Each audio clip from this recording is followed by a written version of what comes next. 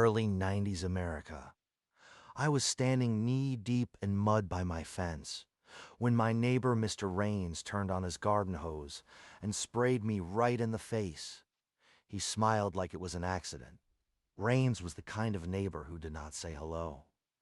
He inspected how straight you left your trash cans. He had already called the city on me 3 times.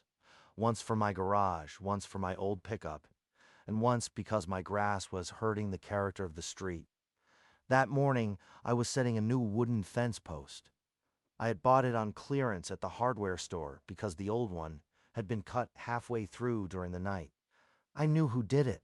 I just could not prove it. Rain stepped onto his porch holding a big black camcorder, the kind local news crews used back then. "Step 1 inch onto my property," he said, "and I've got you on tape." I kept digging. So he aimed the hose into the hole. The dirt turned to soup. The post leaned sideways, and he laughed.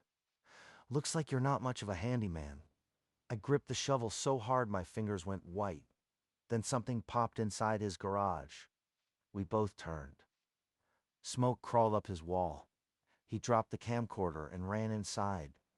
Through the open door, I saw gas cans, stacks of old newspapers, and a spark jumping near a frayed extension cord. I could have stood there and watched instead. I grabbed his own wet hose and ran in after him. There was no fire in the end, just a black scar on the wall, the smell of melted plastic, and Rain sitting on the garage floor, pale as paper. The next day, the camcorder disappeared from his porch. A week later, the city sent me a letter saying every complaint had been withdrawn.